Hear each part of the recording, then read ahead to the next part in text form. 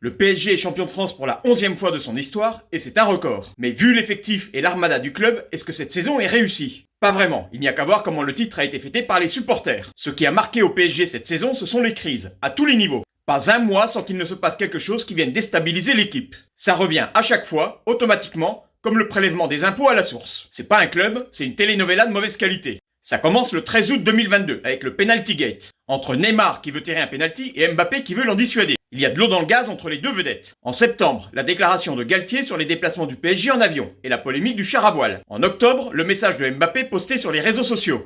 #PivotGang et son allusion à son positionnement sur le terrain en comparaison de ce qu'il est en équipe de France. Ensuite, lors du 16e de finale de Coupe de France, Mbappé est capitaine en l'absence de Marquinhos. Cela entraîne le déclassement de Kimpembe dans la hiérarchie des capitaines sans qu'il n'en soit informé. En janvier, le transfert avorté d'Hakim Ziyech, alors que tout semblait prêt. Du coup, pas de recrue hivernale pour le PSG avant d'affronter l'ogre bavarois en 8e de finale de Ligue des Champions. Et dans le même temps, Navas part en Angleterre. 8 février 2023, l'OM sort le PSG de la Coupe de France. À une semaine d'affronter le Bayern, le doute s'installe dans les têtes. 26 février, Hakimi est mis en examen pour viol. 9 mars, élimination prématurée en Ligue des Champions, Galtier est sur la sellette. 6 avril, Mbappé fustige la nouvelle campagne d'abonnement du club. Le PSG est un grand club, mais il n'est surtout pas le Kylian Saint-Germain. 12 avril, Galtier accusé de racisme après son passage à l'OGC Nice. Il saisit son avocat et fait l'objet de menaces et d'actes de harcèlement. 1er mai, Messi part en Arabie Saoudite sans l'autorisation du club. Une procédure disciplinaire et encore une polémique dont se serait bien passé le PSG. Et toujours au mois de mai, Neymar pris à partie devant son domicile par des supporters. Neymar, casse-toi, ça chauffe. Entre les crises et le bilan sportif, je crois qu'il n'y a pas photo.